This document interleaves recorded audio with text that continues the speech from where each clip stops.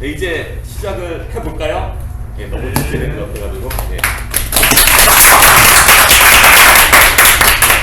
네, 안녕하세요. 저는 얼루이 스노보드의 공동대표 그리고 스노보드 설계자. 그 스노보드는 이제 탄지 95년 초부터 탔으니까 상상하기 싫을 정도로 오래 탔는데요.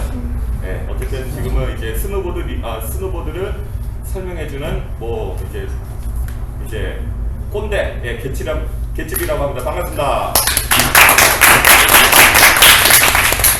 이 자리를 마련하게 된 거는 이제 제가 스노보드를 리뷰를 하고 스노보드에 좀 설명을 해야 되겠다 이렇게 마음을 먹었었던 게 옛날에 90년도 말에 강남 쪽에 스노보드 샵을 갔었는데 거기서 좀 눈탱이를 당했었어요. 스노보드 선수임에도 불구하고 잘 모르니까. 근데 지금도 어느 샵이 좋다 안 좋다 이슈들이 있잖아요. 근데 일단은 여러분들이 알아야 돼요. 어느 정도는.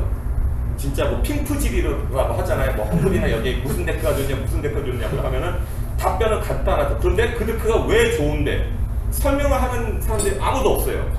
설명을 하기보다는 그래도 카탈로그라도 보고 여러분들이 이 데크는 뭐가 이렇다 저렇다 판단이 들 수 있게끔 여러분들이 카빙을 하시던 카빙을 하시던 파우더를 타시던 그라운드 트루이를 하시던 킥업 파이프를 타시던 여러분들이 이 짧은 시즌 동안에 최적의 장비를 세팅해가지고 탈 수 있도록 최대한 조언을 하면서 제가 한 세미나에서 한 조언들을 다른 분들한테 선택지를 또 전파를 할 수가 있잖아요. 그 취지니까 도움이 될 만한 자리라고 생각합니다. 그래서 이렇게 하게 됐고요. 세미나를 진행하게 됐고요. 자, 먼저 이제 스노보드 성질에 대해서 설명해 보겠습니다. 좀 빨리빨리 갈게요. 1시간 반밖에 안 남았으니까. 중간중간 쉬는 시간도 있을 겁니다. 자, 여기 이걸 펼쳐보세요. 첫 페이지. 스노보드 우드코어 활용성인데요. 자, 이건 너도박나무, 단풍나무, 물포레나무, 포플러나무, 가물리나무, 오동나무, 편백나무, 대나무, 발사나무 이렇게 자 라인이 돼 있잖아요. 네, 안녕하세요. 지금 막 시작했습니다. 여기 아무데나 앉으시면 돼요. 이 따셔도 되겠다. 먼저 세미나 들으시고 지금 딱 시작했어요. 여기 나무들이 지금 하나, 둘, 셋, 넷, 다섯, 일곱, 여덟, 아홉 고 원래는 더 많은데요. 요즘 더 많은 나무들을 사용하고 있고 일본 같은 경우는 적송나무도 사용하고 이렇게 하는데 일단 제가 아는 나무들 중에서 가장 활용성이 많은 것들을 이렇게 나열을 봤고요. 자, 1번부터 밑으로 내려갈수록 위에 있을수록 딱딱하고요. 밀도가 높은 나무예요. 무겁고 밀도가 높고 밑으로 내려갈수록 가볍고 아니면은 좀 말랑말랑하고 그런 나무예요. 자, 너도박나무는 알파인이나 해머헤드 데크에 많이 사용되는 나무인데요. 가장 딱딱하고 가장 무겁고 그래서 하드하니까 진동성을 잘 잡아주고 잘 안 휘어요. 대신 무거워요. 대신 이 나무를 배열하면은 어떻게 배열하면은 그 나무가 이 너도박나무 때는 좀 엣지도 잘 걸리고 진동도 적고 이렇게 됩니다. 그리고 단풍나무는 두 번째로 딱딱한 나무예요. 캐나다산 스노보드가 이 하드메이플 단풍나무 많이 사용하고요. 자, 물풀에나무 미국 리텍이나 이런 데서 많이 사용하는데 이거는 포플러보다는 약간 더 딱딱한데 포플러만큼의 탄성을 갖고 있고 어쨌든 요즘 미국 데크들이 많이 사용하는 나무입니다. 그리고 밑에 포플러가 있는데 포플러는 버튼이 70년도 말에 양산용 스노보드를 생산하면서 가장 많이 쓰인 나무가 바로 이 포플러 나무입니다. 포플러 나무는 미국에서 이제 아스펜 지역에서 많이 나옵니다. 안녕하세요. 여기 아무데나 앉으시면 됩니다. 그 포플러는 아스펜 지역에서 가장 많이 자생하는 나무로 이 나무들로 코어를 만들었는데 괜찮은 거예요. 그리고 오동나무는 이제 우리나라 및 중국에서 많이 자생하고 있는 이제 검은고 만들 때 아니면 가구를 만들 때 많이 사용하는데 포플러보다 약간 더 말랑한데 포플러 나무는 좀 뭐랄까 플렉스가 굉장히 완연해요. 어느 부분만 확 휘어지고 덜 휘어지고 그런 게 아니라 플렉스가 좀 완연하게 휘어지는 그런 성질이 있어요. 접착력도 좋고요. 이 편백나무는 오동나무랑 비슷한 성질인데 접착력도 좋고 굉장히 좀 부드럽기도 한데 밀도도 높은데 부드럽고 이 편백나무는 좀 내구성도 좋아요. 그리고 대나무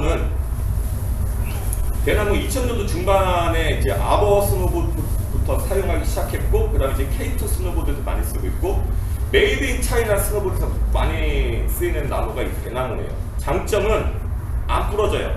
장점 안 부러지고, 단점은 너무 회초리처럼 너무 낭창되니까 너무 이렇게 탄성은 있어요. 탄성 있지만 진동에 굉장히 취약해요. 이걸로 카빙하다 보면 대나무로만 만든 데크 가지고 카빙하면은 다다다다 떨려요. 아무리 두껍게 하고 카본을 막 넋칠하고 막 이래도 그냥 그 생 대나무를 만들면은 좀 카빙이 굉장히 안 돼요. 대신 알려드실 때 그 팔의 느낌이 굉장히 좋고, 여기 밑에 이제 발사나무는 여러분들 혹시 모형 항공기라고 아세요? 그 세대가 아닌 것 같아가지고 모형 항공기 네, 날리는 거 그 뼈대가요, 이게 메인프레임 뼈대, 그게 바로 발사나무예요. 나무들 중에서 가장 가벼워요. 그리고 탄성도 좋고, 하지만 진짜 잘 부러져요. 여기 있는 나무들 중에서 제일 잘 부러지는 나무가 바로 이 발사나무예요. 그러면 모든 스노보드 이거대로 그냥 만드나? 아니, 가뭄비나무가 빠져요. 가뭄비나무는 복원력이 굉장히 좋은 나무입니다. 가뭄비나무는 이제 뭐 독일 가뭄비나무, 뭐 유럽산 많이 쓰는데 굉장히 복원력이 좋은 나무예요. 이렇게 9가지 코어가 있는데 이거를 하나만 다 쓰냐? 아니에요. 제가 아까 갖고 온 거였다. 여기 아까 이거 보셨죠? 이렇게 여기 보시면은 폭 2cm, 일단 데크를 만들 때 한 이따만 나무를 몇 개 딱딱딱 폭 2cm를 딱딱 접착을 해요. 착착착 접착한 다음에 예를 들어가지고 폭 2cm로 한 16가닥, 아니 18가닥 하기 36cm가 나와야 되니까 18개를 딱딱딱딱 놓는 거예요. 어느 나무는 이렇게 설명할게요. 그리고 이거를, 이게 두께가 한 10cm 정도, 10에서 12cm가 정도 되거든요. 폭은 2cm. 그래서 이걸 이렇게 절단하는 거예요. 쫙 절단하는 거예요. 그러면은 이거 하나가, 이거 폭 두께는 뭐 한 1.5cm에서 2cm 정도로 이거를 절단하는데, 길이가 이만한 거를 절단하는데, 그러면 이게 코어로 이제 만들기 위한 소재가 되는 거예요. 근데 이거를 어떻게 구상하는 거는, 어떻게 프로파일을 만드는 거는 스노보드 설계자가 이제 해야 되는 거고요. 근데 저 같은 경우는 어지간해서는 인서트 홀이 들어간 나무 있죠? 이렇게 인서트 홀이 딱 박히는 거고, 이 부분은 좀 딱딱한 나무, 저는 너도밤 나무 굉장히 선호를 해요. 이 부분에 여기 들어가는 나무, 너도밤 나무가 굉장히 단단해가지고 이게 나사를 박았을 때 덜 뽑혀요. 안녕하세요. 네, 시작한 지 10분 됐습니다. 네. 여기 자리 있는데 아무데나 앉으시면 됩니다. 네. 나무를 이렇게 조합을 한 다음에, 그 스노보드 보면은, 여러분들이 스노보드 보면은, 자, 여기가 좀 두껍고 여기가 얇아지잖아요. 뭐 해머헤드 데크도 그렇고 알파인도 그렇고, 이제 알파인 데크는 여기 코어 두께가 한 2cm까지 두꺼워지는데, 어지간한 이제 뭐 우리들이 타는 디렉션 트윈, 그런 라운드 데크는 한 여기가 한 1cm에서 1.2cm, 끝에는 나무 두께가, 풀 우드 코어는 여기 나무 끝까지 들어가 있는데 코어가 여기는 한 2mm 정도 두께, 그렇게 얇아집니다. 그렇게 코어를 만들고, 이제 그 위아래를 어떻게 이제 그 카본이라든지 뭐 파이버 글라스라든지 뭐 메탈, 아니 케블러, 그런 것들로 이제 넙치를 하든지 그걸 대열해가지고 이제 설계를 하는 거죠. 그래서 어쨌든 나무는 한 가지만 쓰는 게, 한 가지 종류만 쓰는 게 아니라, 요즘은 옛날에는 그냥 나무 한 가지만 썼었거든요. 90년도 중반까지만 해도 그냥 포폴로 쫙 써버리고 했는데, 요즘은 이렇게 안 하고 적어도 2가지 나무의 이상을 배열을 해요. 뭐 포플러나 뭐 이제 뭐 편백나무, 포플러나 대나무. 중국산 스노보드는 대나무를 많이 사용하려고 해요. 왜 그러냐면 원가 때문에. 자, 여기 뭐 포플라라든지 뭐 편백나무 아니면 물풀의나무 이거를 코어용으로 쓰려면은 적어도 한 15년 이상 길러야 되거든요. 근데 대나무는 6개월만 키워도 돼요. 그러면 코어용으로 쓸 수가 있습니다. 그러니까 대나무를 많이 쓸수록 솔직히 스노보드 단가는 떨어지겠죠. 하지만 대나무가 나쁜 나무는 아니에요. 탄성은 정말 잘 만들어주는 나무입니다. 그래서 요즘 뭐 그라운드 트릭 데크나 아니면 파크용 데크를 대나무가 들어간 코어들을 많이 쓰고 있죠. 자, 두 번째, 다양한 캠버들의 형상과 효용성. 자, 스노보드의 코어가 뼈대라, 밑에로 치면 뼈대라고 표현을 하자면은 이 캠버들은 그 체질이에요. 체질이에요. 체질. 옛날에는 캠버가 한 가지밖에 없었습니다. 2000년도, 2004년도, 2003년도까지는 이 정캠버, 1번 정캠버 하나밖에 없었어요. 그때는. 그래서 파우더 타는 사람들은 그냥 뭐 이제 스노보드 타려면은 막 진짜 엄청 긴 거 가지고 막 절벽 이런 데서 엄청 긴 거 가지고 뭐 그 바이딩도 이렇게 쳤어요. 이런 제일 뒤에 그래서 백실라이더라고 해가지고 그냥 뒤로 다 당겨가지고 노우즈가 그래야지 물속에서 안 파묻히고 뜰 수가 있으니까 플로테이션을 만들기 위해서 그렇게 썼었는데, 어쨌든 정캠버는 스키의 공학을 갖고 캠버 공학을 만들게 된 캠버인데, 이러한 캠버에 정말로 큰 혁신을 주기 시작한 회사들이 립테크랑 GNU 스노보드를 만드는 그 머빈 팩토리라는, 아시죠? 그 회사에서 자, 역캠버라는 걸 만들기 시작했습니다. 이제 리버스 캠버죠. 리버스 캠버를 만들기 시작하고, 걔네들 그 다음에 웨이브 엣지, 마그나 트랙션을 그때 당시에 2004년도에 만들었었죠. 그러면서 스노보드에 정말 혁명이 일어났어요. 정말 다양한 스노보드, 정말 많은 성격을 갖고 있는 스노보드가 탄생하기 시작했습니다. 자, 이제 정캠버는 지금도 많은 디렉셔널 트윈 이제 굉장히 스탠다드한 뭐 버튼 커스텀이나 뭐 롬 앤선 같은 스탠다드한 그런 성질을 지닌 올라운드 캠버 구조죠. 뭐 라이딩에서도 좋은데 파이프에서도 좋고, 그렇고 뭐 이제 좀 플렉스만 맞으면 이제 키커에서도 좋고, 아니면 뭐 파우더에서도 탈 수가 있고, 그런 캠버죠. 그 다음에 이제 더블 캠버는요. 더블 캠버는 2007년도인가 2008년도에 스위스 리베커에서 만든 캠버, 하이브리드 캠버예요. 그 더블 캠버는 여기서도 보시겠지만 여기 바인딩과 바인딩 사이에는요 정캠버예요. 바인딩과 바인딩 사이는 정캠버고, 그 바깥으로 이제 역캠버, 이렇게 올라가는 얼리 라이즈라고 하잖아요. 이게 역캠버인데, 이렇게 만드니까 엣지 그립력도 어느 정도, 엣지 그립력이 아주 좋을 수는 없어요. 엣지 그립력 이렇게 만들면은 강설에서 타면은 엣지 그립력은 솔직히 활용성이 여기서부터 여기까지밖에 못 느껴져요. 하지만 여기서 올라가잖아요. 그러면은 파우더에서도 눈에서 파묻히지 않고 굉장히 자유스럽게 탈 수가 있어요. 그리고 턴하는 속도도 굉장히, 턴의 이니시에이션이라고 하는데 턴의 흐름이 굉장히 빠르고요. 그리고 제가 초보들은 더블 캠버를 사라고 하는 이유가 카빙의 느낌도 느끼면서 여기 엣지가 더 걸려요. 여러분들 처음 보트할 때 여기 엣지 걸릴 때 어디가 많이 걸려요? 여기 걸리죠.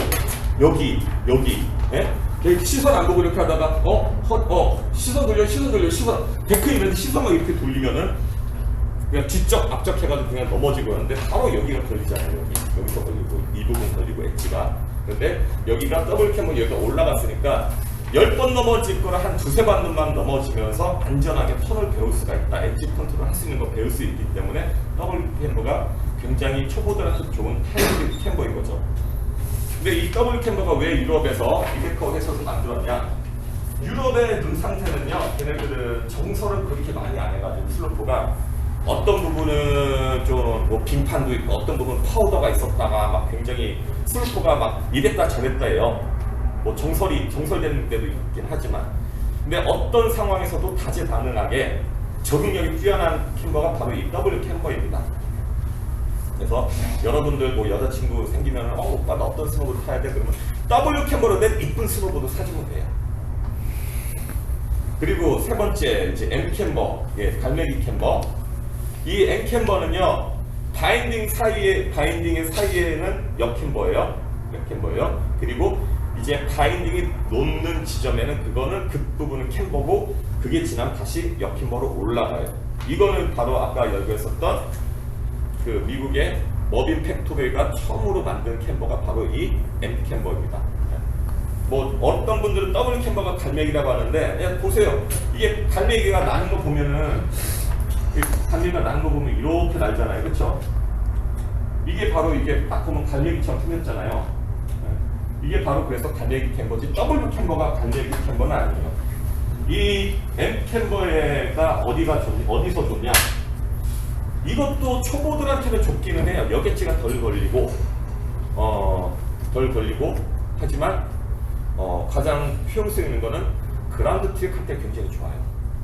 이게 활이 우리나라 각종 같은 경우에 휘를 가면 핑 하고 날아가잖아요. 이 바인딩에 이게 바인딩이 있고 이 부분에서 캠버가 있잖아요. 이 부분이 휘어 있으니까 이 부분이 이미 빵 하고 치면 알리를 빵 하고 치면은 좀 더 더블 캠버보다는 조금 더 높게 칠 수 있는 그런 에너지를 만들어줘요. 그리고 이 부분이 역캠버다 보니까 이 부분이 좀 휘어져 있다 보니까 여러분들 알리를 칠 때 먼저 알칠 때 그 이렇게 치는 게 아니잖아요. 먼저 레그 이쪽으로 할 때 먼저 왼다리를 끌어올린 다음에 치잖아요. 이게 잘 올라와요. 역캠버는 이 M캠버는. 그래서 여러분들이 이제 나는 그라운드 트릭만 주구장창 하고 싶다 하면은 M캠버가 좋습니다. 하지만 역시 엣지의 활용도는 떨어져요. 엣지의 활용도는 걔네들은 양발에서 가장 많이 힘쓰니까 엣지 능력이 더 좋다고는 하지만 그래도 역시 엣지의 활용도는 전캠버를 따라가지 못한다. 자 4번 더블 캠버 이건 지워버리세요. 이거는 슬래시에서 만들었는데 지금은 거의 사라진 캠버니까 그냥 지워버리시고 어차피 자 5번 다섯 번째 플랫 캠버. 플랫 캠버. 자 플랫 캠버 같은 경우는 그 박쥐예요. 박쥐 같은 놈이에요. 그 유명한 슬래시 스노보드에서 탑슨이라는 프로 모델이 나왔었는데 이 슬래시 스노보드 탑슨이 이게 플랫 캠버인데 저도 굉장히 즐겨 탔었고 재밌게 탔었는데 엣지 그립력도 떨어지지가 않아요. 이 플랫 캠버는. 그런데 반발력도 굉장히 좋아요. 리바운드도 어느 정도 느끼고. 그래서 저는 이 플랫 캠버는 정 캠버랑 더블 캠버의 딱 중간. 엣지 그립력은 더블 캠버보다는 조금 더 나은데 정 캠버보다는 그렇지만 뭐 진짜. 그래서 그라운드 트릭 용도도 좋고 이거는 진짜 올라운드 프리스타일용으로 쓰기에는 플랫 캠버가 굉장히 좋다. 그라운드 트릭에서도 좋고 라이딩에서도 좋고 진짜 그냥 하나의 데크 가지고 여러분들 이렇게 즐겁게 탈 수 있는 데크는 이제 플랫 캠버가 굉장히 좋습니다. 그리고 리버스 캠버는 이제 풀 리버스 캠버. 처음 나왔던 캠버, 지금 나왔던 캠버. 요즘 거의 안 써요. 이거는 이제는 2004년도나 처음 이렇게 만들었었지. 이런 처음부터 끝까지 완연하게 리버스를 보이는 이런 역캠버는 거의 사라졌습니다. 왜냐? 이 리버스 캠버, 이 풀 리버스 캠버를 만든 이유는 이 파우더에서도 프리스타일을 하기 위해서 만든 데크예요. 원래 이 캠버 형상이. 그런데 파우더는 사람들이 솔직히 뭐 헬리보딩이나 이런 거 하지 않는 이상 파우더를 아주 많이 타지 않아. 다 리조트에 가지. 아니면 차라리 이 역캠버의 가장 큰 단점이 엣지 그립력은 진짜 쉣. 엣지 그립력은 진짜 안 좋아요. 정말 알리 치면은 진짜 알리의 타이밍은 빠른데 높이 진짜 안 나오고 정말 안 나오고 더블 캠버도 높이는 잘 안 나옵니다. 하지만 리버스 캠버가 더 안 나와요. 하지만 이건 좋은 게 이 리버스 캠버랑 더블 캠버는 그라운드 트릭 하실 때 여러분들 드라이브 스피드 있죠? 딱 가다가 이렇게 막 이렇게 가는 거 있잖아요. 드라이브 스피드, 그라운드 트릭에서 그 가기는 진짜 좋습니다. 그거 빼고는 별로 좋은 게 없어요. 플로프에서는. 어쨌든 그래서 리버스 캠버는 이 풀 역 캠버는 요즘 사용하는 게 거의 없다. 자, 그러면 햄버헤드. 여기 햄버헤드 타신 분 자, 햄머헤드는 그냥 간단하게 설명할게요. 저도 햄머헤드는 자 기우 같은 경우 일본형 햄머, AJX 같은 경우는 유럽형 햄머, 그리고 여기는 이제 제가 보니까 이제 헤르메스는 이제 이거는 세미 햄머인데 그 햄머헤드 햄머는 두 가지가 있어요. 크게 어쨌든 정 캠버라고 하기보다 정 캠보다는 좀 더 딱딱하고 캠버도 좀 더 높고 하지만 이제 여기 킥이 있고 어쨌든 조그만큼의 락커랑 플랫존이 들어가야 돼요. 안 그러면 햄머헤드가 아니에요. 근데 일본 햄머헤드는 뭐 12에서 거의 뭐 30cm까지 정도 되고 그러면은 락커존이 10에서 락커가 10에서 30cm고 이건 일본형. 근데 유럽형 햄머는 뭐 한 거의 없는 도넥 스노보는 거의 없어요. 거의 없어요. 한 3cm 정도 있으려나? 뭐 3에서 5cm 정도. 5cm 정도 락커존이.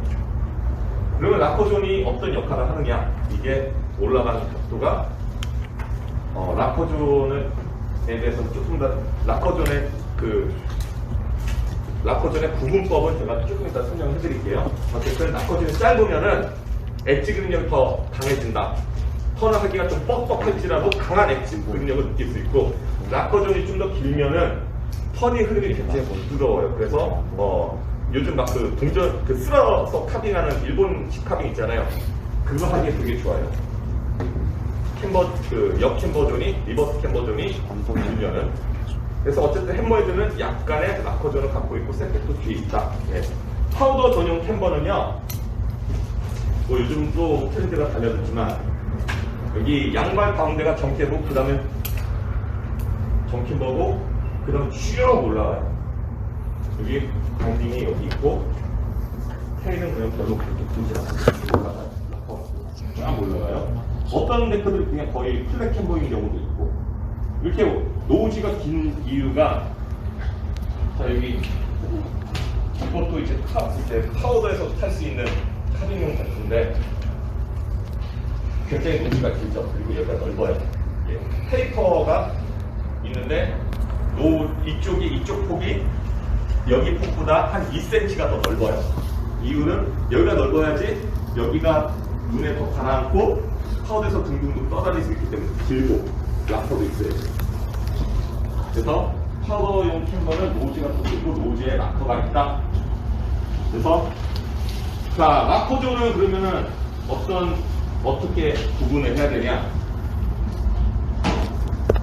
자 락커존은 이렇게 쉽게 설명을 할게요.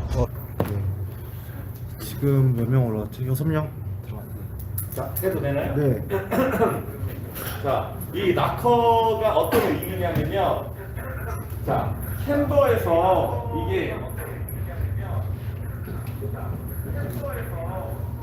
이 부분을 킥이라고 하거든. 킥. 그리고 여기 이제 캠버 이것도 이제 어플 건 더블 캠버 이제 파우더 캠버인데 여기까지는 락커존이고요. 여기는 캠버예요.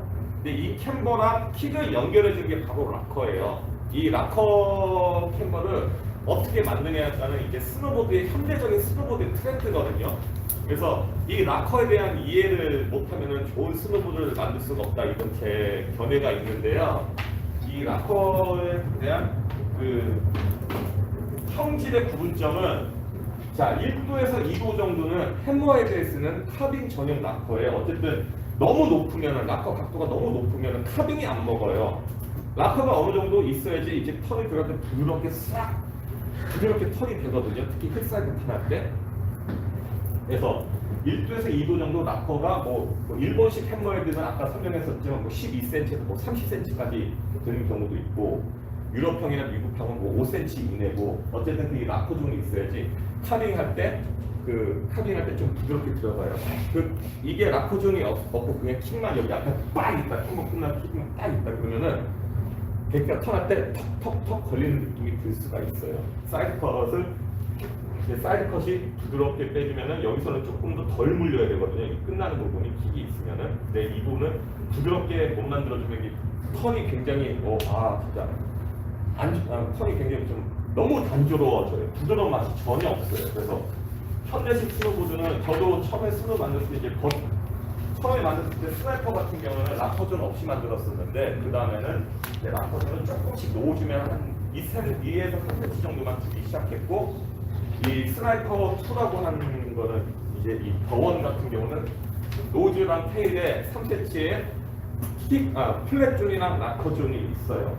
이 플랫존이 이렇게 캠버가 끝나면은 플랫존이 조금 들어가고 그다음에 락커존이 이렇게 들어가요. 이게 평평하고 락커존이 살짝 들어가는 거를 쉽게 설명해가지고 어쨌든 1도에서 2도가 카빙용 락커 각도고 3도에서 4도는 올라운드 다재다능하게 이거 가지고 카빙도 하고 뭐 파우더도 하고 그런 도 하고 모든 스노보드에 적응력이 좋게끔 만드는 게 바로 이 올라운드 락커 각도 3도에서 4도 5도에서 6도는 파우더 데크에 굉장히 많이 쓰는 락커의 각도입니다. 그 파우더용 데크 있잖아요. 뭐 진짜 제비꼬리 그런 것들은 락커 각도가 오직 이렇게 올라간 게 한 5도에 6도 정도 됐을 거예요. 정말 극단적인 10도의 락커를 갖고 있는 데크도 있어요. 옛날에 시그널 스노보드에 레인보우 락커라는 데크가 있었거든요. 레인보우 오지 락커 진짜 락커가 이게 락커가요. 옆에 번째 락커가 10도 이렇게 올라가가지고 턴이 진짜 되게 하기 힘든 그런 트릭 막 땡땡땡 버터리가 좋은데 그 사람들 트릭 하기 굉장히 좋았지만 턴이는 진짜 안 좋았어요. 어쨌든 뭐 그건 단종됐으니까 단종됐습니다. 어쨌든 그 락커가 이제 몇 도냐에 따라서 뭐 카탈로그는 안 나올 거예요. 그렇다고 이제 여러분들이 각도기를 갖고 다니는 데크볼을 할 수가 없는 노릇이고 하지만 그래도 어느 정도 눈진짜고 이렇게 보시면은 락커가 뭐 이게 어느 정도 있다 없다 이걸 구분할 수 있잖아요. 네.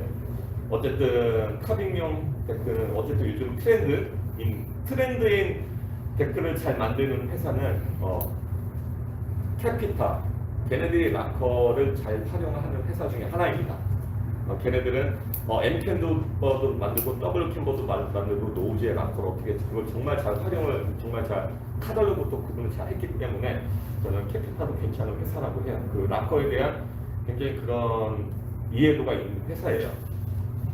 그래서 정 캠버가 있으면 락커도 있고 이제 노즈 kit도 있고 어쨌든 이거를 잘 유념해 주시면 여러분들도 나중에 데크를 사실 때 이것만 아시면 그래 실패는 안 하실 거예요. 뭐 길이가 얼마고, 뭐 플렉스가 얼마고, 뭐 이게 와이드인지, 뭐 사이드 컷이 얼마고, 코어가 뭐고, 뭐 하기보다 이 락커, 이 캠버의 종류를 여러분들이 이해하고 이제 보드를 구매하시면은 실패는 절대 안 하실 겁니다. 자, 스노우보드 베이스 소재와 종류. 이건 솔직히. 제가 옛날에 화학이나 물리 이런 거 진짜 못했었거든요. 근데 스노보드 설계하다 보면은 스노보드 베이스 소재에 대해서 알아야 되는데 진짜 이거는 제가 첫 세미나 했었을 때 스노보드 베이스 얘기만 1시간 10분을 떠들었었어요. 근데 지금 그렇게 하면은 끝나잖아요. 정말 빠르게 할게요.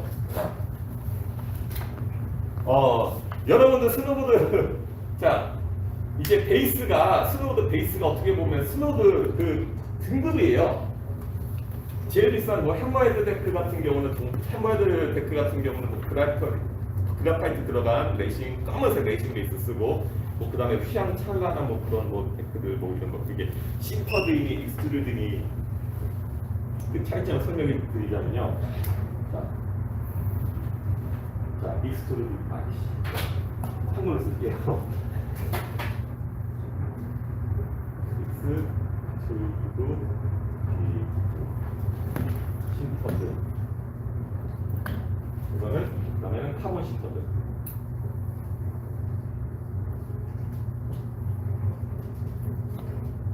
그냥 이 세 가지로 그냥 구분을 지을 수 있겠는데 먼저 익스트루디드 베이스를 설명드리자면 익스트루디드 베이스는 그냥 사출된 베이스예요. 폴리에틸렌이라는 플라스틱 소재를 그냥 용융점까지 말랑말랑해지는 물처럼 말랑해지는 용융점까지 녹인 다음에 이렇게 쭉 뽑아가지고 그냥 쫙쫙쫙 짜는 거예요. 그게 신터드 베이스예요. 그게 익스트루디드 베이스예요. 그 베이스는 굉장히 좀 굽고 나서도 좀 말랑말랑하거든요. 그래가지고 고치기 뭐 이렇게 스크래치 나면 고치기도 쉬워요. 막 그 뭐 피텍스 떨어뜨린 거 있잖아요. 막 천둥가처럼 녹여가지고 라이트에다가 떨어 그렇게 해서 고치기도 쉬워요. 그리고 이 익스트루드 베이스는 고치기도 쉽고 장점은 고치기 쉽고 그리고 왁싱을 자주 안 해줘도 일정한 활동 안녕하세요. 근데 예? 오!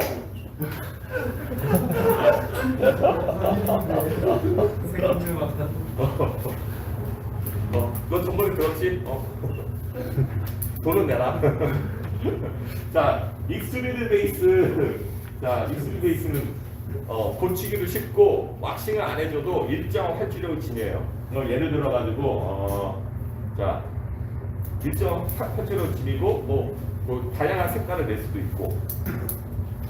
그 등급으로는 그 ISO랑 뭐 이제 피텍스사를 구분을 할게요. ISO에서는요.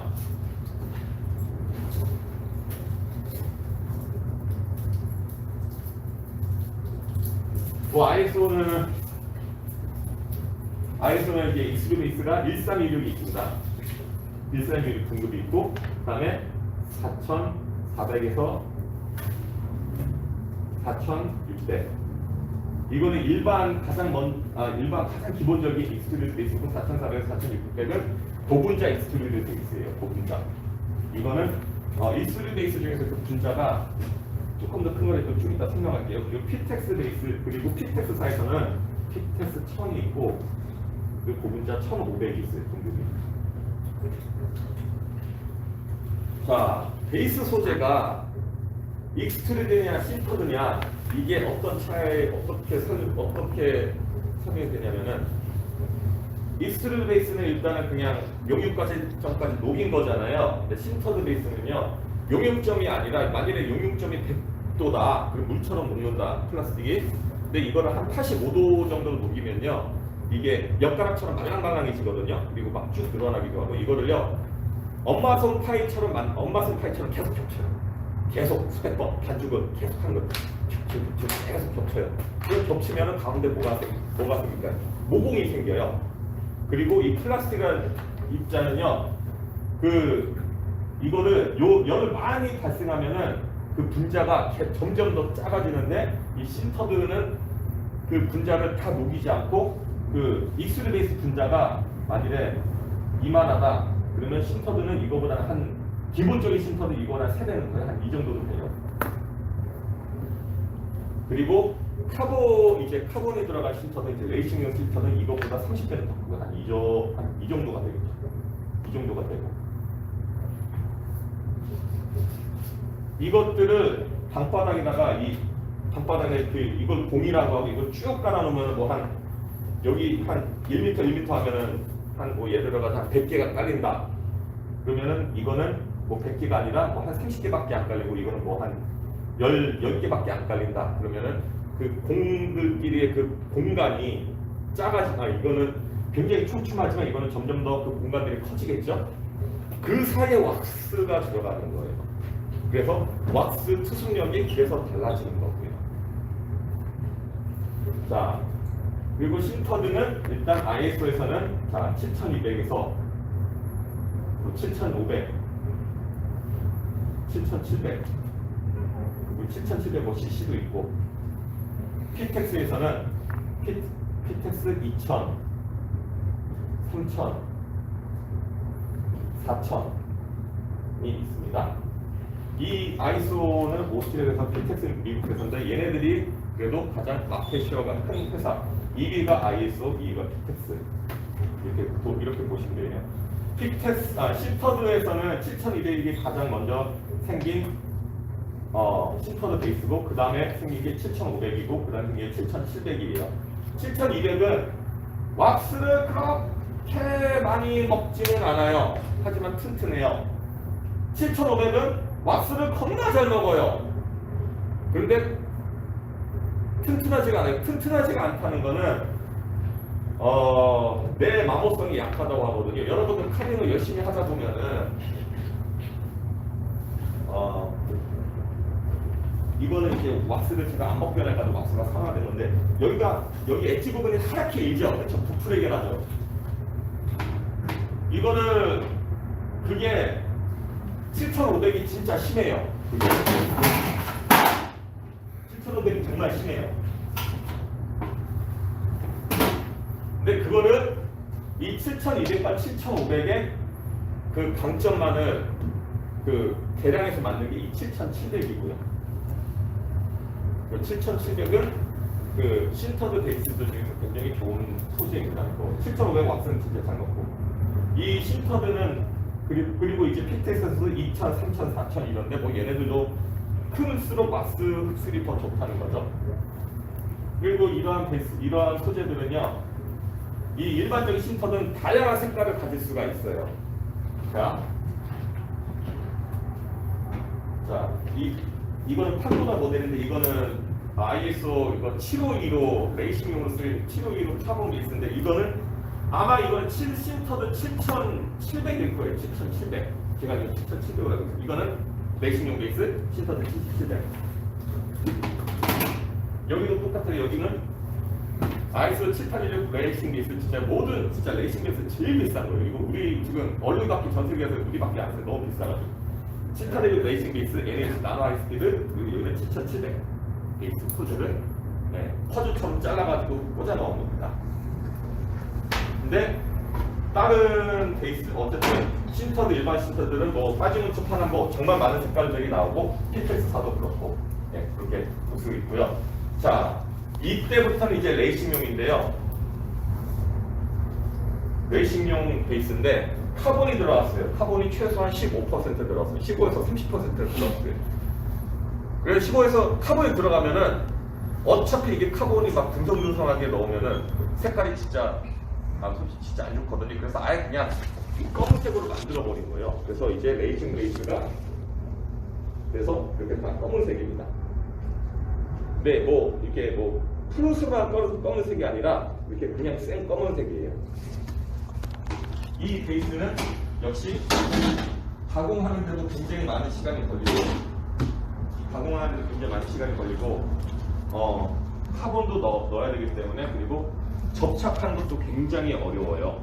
그래서 이 레이싱용 카본 베이스는 뭐 ISO에서는 뭐 752로 카본 12 그다음에 이제 7,500 그냥 이렇게 NH 등급 NHS 등급 이게 나노 하이 스피드 등급인데 이때부터는 이제 분자 구조가 입자 하나에 분자가 100만 개가 넘어가요. 일반 것들은 이거는 ISO X3 같은 입자 하나에 분자가 뭐 한 20에서 뭐 한 5만 개에서 10만 개 이 정도인데 피텍스도 그렇고 신터드부터는 분자 구조가 입자 하나에 최소한 얘네들은 한 40만 개에서 80만 개가 신터드 40에서 80만 개 얘네들은 어지간해서 얘네 751로는 무조건 80만 개 이상 그리고 NHS 등급이 들어가면 무조건 100만 개 이상 입자 하나가 굉장히 큰 거죠. 입자 분자 구조가 굉장히 큰 거예요. 그리고 우리가 쓰는 뭐 7816 얼굴에 쓰면 7816 NHS 이거는 진짜 빠른 거고 얘네들도 피텍스에서도 피텍스 4000에서도 일렉트라 블레이드가 있어요. 갈륨 일렉트라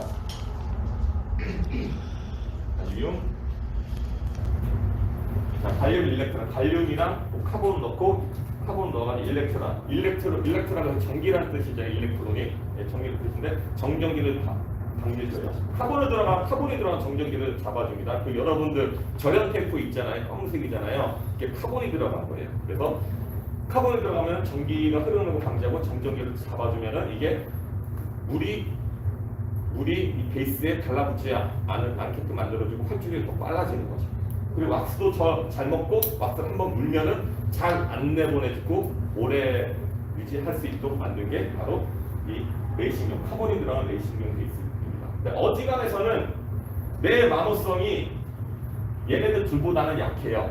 어지간해서는 이것만 빼고는 이거는 786은 이거랑 비슷하고 마모성 내 마모성이니까 부풀기 일어나는 거 이거는 좀 비슷하고 뭐 이거는 뭐 한 7,500, 7,200이랑 비슷하고 어찌 됐던 간에 베이스가 뭐가 됐던 여러분들 익스트루디드 베이스를 빼고는 신터드나 레이싱용 신터드나 왁싱을 정말 자주 해줘야 되는데 안 하시는 분들이 굉장히 많죠.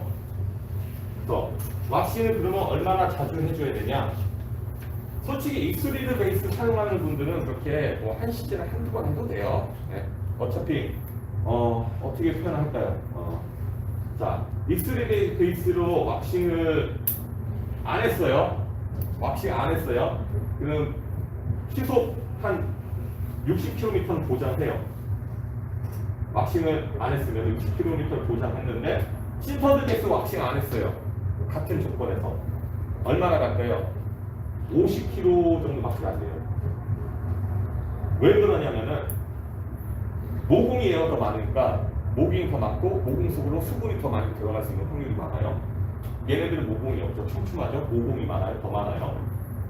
그래서 왁싱을 안 하면은 같은 왁싱을 안 하는 것들은 차라리 익스트루드 베이스가 신터보다는 더 빨라요. 근데 왁싱을 한다. 그러면은 왁싱을 한다. 얘네들 왁싱하면 한 75kg 정도 나와요. 그리고 한 슬로프 2번 타면 이제 왁스가 다 벗겨져요. 하지만 왁싱을 한 신터드는 그래도 시속 80km 나오고, 그리고 여기 왁싱 안 한 레이싱 베이스는 이것도 한 시속 50km 정도. 그런데 왁싱을 했다. 진짜 90km 이상이죠. 시속 90km 이상. 이 정도가 나올 수가 있다. 비유를 하자면 그래요. 비유를 하자면. 그러니까 왁싱은 스노보더라면은 자기가 적어도 카빙을 즐기는 사람은 카빙을 즐기는 스노보더라면 왁싱을 해줘야 돼요. 왁싱을 뭐 나는 할 줄 그냥 타 이렇게. 그래도 턴을 할 때 왁싱이 안 된 데크는 턴할 때 눈이 조금 막 습소리가 들어서 톡톡톡 턴할 때 톡톡톡톡톡 걸려요. 근데 왁싱이 된 데크는 스무스하게 넘어가요. 더 재밌죠. 더 안락하고 재밌죠. 주말마다 타는 건데 그래도 한 번 타면 재밌게 타야 되잖아요. 그러니까 왁싱을 하는 이유가 활주력도 그렇지만 베이스 모공도 베이스가 보면은 한미경 보면 이 모공이 이렇게 있어요. 여기에 왁스가 파라핀이 딱딱 자리 잡혀야 되는데 파라핀이 여기 자리 잡혀야 되는데 이게 없으면 금방 망가지고 금방 고플린처럼 이렇게 산화 현상도 생기고 그러는 거죠. 그리고 처음 어지간한 데크는 신터드급 이상의 데크들은 처음 데크를 샀다. 걔네들 뭐 팩토리 왁스에서 출고되는데 그래도 이거 팩토리에서 별로 안 좋은 거거든요. 벌크 왁스예요. 진짜 싸구려 파라핀을 만든 거예요. 그냥 여러분들이 한 번쯤은 왁스를 한번 입히세요. 다리미로. 그렇게 하시면은 일단 여기가 한번 여기 데크에 자리 잡고 한 왁스하는 주기는 30km 정도로 활주하면은 한번 왁싱을 하세요. 그건 그 정도면 충분해요. 레이싱용은 뭐 한 그것도 레이싱용도 뭐 이건 한 일반 시터는 30에서 50km, 레이싱용은 한 그래도 20에서 30km 탈 때마다 설치할 때마다 한 번씩 왁싱 하는 게 좋습니다. 한번 왁싱하면은 이 파라핀이 투명처럼 물처럼 돼가지고 여기 들어가잖아요. 그 여기서 붙잖아요. 그 여기서 고체가 되잖아요. 이 분자 구조가 망가지지 않도록 어쨌든 망가지긴 하지만 그래도 최대한 덜 망가지도록 붙잡아주는 역할을 하는 게 바로 파라핀이에요. 그냥 그렇다고 촌농을 하지 마세요. 초로 그거는 크리스탈라이즈드 파라핀이 아니에요. 미세 파라핀이 아니에요. 안 들어가요. 그거는 안 들어가요. 그 왁싱 용도로 쓰는 파라핀이 정말 좋은데 어쨌든 그거는 제가 근데 왁싱하는데 진짜 일이잖아요. 진짜 정말 짜증나잖아요. 근데 그거를 손쉽게 할 수 있는 걸 제가 좀 이따 제가 한번 시연을 해보도록 하겠습니다. 자, 스노보드 베이스 소리 종류 넘어가고, 자, 스노보드 내장재 잠깐 쉬었다 할까요? 예, 한 5분만 쉬었다 하겠습니다. 화장실 갔다 오시고. 예.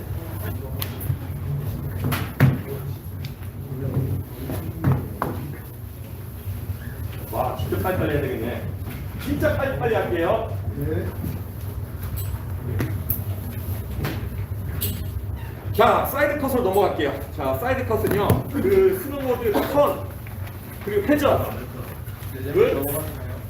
어떻게 만드느냐, 그 기준인데요. 자, 스노보드 158에서 160cm 기준, 제 기준이에요.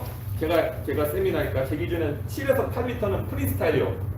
이 회전이 있어야지 여러분들이 그라운드 TV에서 보이지 뭐 알리 뭐 360 한다는 뭐 로지 블런트 뭐 한다던가 그럴 때 조금 더 회전이 엣지를 받고 들어갈 때 조금 회전이 빨라져요. 퀵 치잖아요. 빨라져요. 키커에서도 큰 키커를 뛴다. 그러면은 진짜 긴 사이드 컷 데크로 뻥 뛰면은 어느 정도 데크가 빠져나가면서 이 정도 데크가 한 이 정도 데크가 돌아가야 되는데 사이드 컷이 너무 길면은 이 정도밖에 안 들어가면 회전력이 덜 먹겠죠. 대신 사이드 컷이 나는 카빙만 진짜 롱 카빙만 주구장창 하는데 미들턴, 롱턴은 주구장창 하는데 사이드 컷이 너무 좁다. 그러면 데크가 너무 빨리 회전이 휙 돌아가고 그러다가 막 슬리핑 현상 나고 그래서 7에서 8m는 프리스타일용이고 8에서 10m는 올라운드용, 뭐 버튼 커스텀이나 아니면 얼로이 스나이퍼 그리고 더원 스나이퍼 같은 경우는 이제 8m고 이건 한 9.2m 정도가 되겠다. 사이드 컷이 이건 이제 좀 올라운드용이죠. 네. 그 카빙도 좋고 파크나 파이프에서 좋고 네. 그리고 지금 그 다음에 10에서 15m 이 정도는 세미 해머나 해머헤드 데크. 자, 해머헤드 데크가 원래 보드 크로스용으로 나온 이제 하이브리드 데크이죠. 카빙 이제 디렉셔널 트윈의 그런 사이드 컵과 그리고 17m에서 20m 이 알파인 해머헤드의 딱 그 중간점에서 나온 게 이제 해머헤드 10에서 15m 예, 그 정도가 이제 세미 해머나 해머헤드 중간이 그걸로 분류할 수 있고요. 여기 보이는 디오 같은 경우는 평균 사이드 컷이 한 12에서 13m고 AGX는 이거 짧은 거지만 이게 그래도 163cm는 사이드 컷 14.6m예요. 그리고 이 헤르메스 같은 경우는 헤르메스는 사이드 컷이 12.6m고 이거는 파우더형 데크지만 그래도 엣지 능력을 좀 살리기 위해서 8.5m로 설계를 했습니다. 어쨌든 사이드 컷이 좀 길수록 카빙할 때 묵직해요. 턴이 덜 되지만 이제 턴을 하려고 할 때 속도를 잃지 않고 찍어 엣지가 갈라지고서 나오는 맛이 그 사이드 컷이 길수록 더 좋아요. 그렇기 때문에 사이드 컷이 긴 데크들은 여러분들이 좀 중상급 정도 카빙에 대해서 어느 정도 알면 많이 다루시는데 이렇게 이해하시면 돼요. 이제 후다닥 설명하기 위해서 사이드 컷이 길수록 카빙이 좋다. 이렇게 생각하시면 됩니다. 자, 그다음에 셋백. 이거는 어지간한 스노보드 설계자들도 모를 거예요. 셋백의 정의가 뭔지. 셋백의 정의가 뭘까? 셋백 어느 분들은 대부분들이 셋백은 노즈랑 데크, 자 데크, 노즈랑 테일, 자 여기서부터 여기, 자 여기서부터 여기, 자 여기서부터 여기, 그리고 여기서부터 여기 이 길이 차이가 셋백이다 이렇게 하시는데 아니에요. 자 스나이퍼 같은 경우는 노즈의 길이가 여기서부터 여기가 여기서 테일보다는 한 3.5cm가 더 길거든요. 그리고 셋백이 3.5cm 아니에요. 셋백이 2cm예요. 셋백은 그걸로 치중하는 것이 아니라 자 데크가 이렇게 있잖아요. 이렇게 있고 이게 사이드 컷이잖아요. 뭐지? 사이드 컷이고 인서터 이렇게 있잖아요. 그리고 자 사이드 컷에서 가장 좁은 부분, 그러니까 허리폭이 허리폭이라고 해요. 이 전체 길이가 50cm라고 할 때, 이 전체 길이가 50cm라고 할 때, 이 사이드 컷의 정점, 이게 어떻게 할까? 자, 이거 25, 25는 26cm, 이거는 24cm다. 이렇게 하면 셋백이 1cm예요. 1cm. 26cm, 아니 26cm, 여기가 26cm, 24cm, 셋백이 1cm가 되는 거예요. 왜 그러냐면은 이 정점에서 1cm만 뒤로 밀려났기 때문에 그 셋백이 1cm가 되는 겁니다. 반대로 이게 28cm다. 그러면 이거는 22cm가 되겠죠. 그런 셋백이 그러면은 4cm가 되는 거죠. 왜 그러냐면은 중간에서 4cm가 뒤로 밀려났으니까 맞나? 28cm, 29cm 사이가 점점에서 만나기 25cm. 아니다. 셋백이 그러면은 셋백으로는 3cm다. 3cm, 4cm가 3cm. 왜 그러면 딱 정중앙에서 3cm를 뒤로 더 밀어 보냈으니까. 어떻게 그냥 보면 뭐 셋백이 8cm일 수도 있잖아요. 그게 아니에요.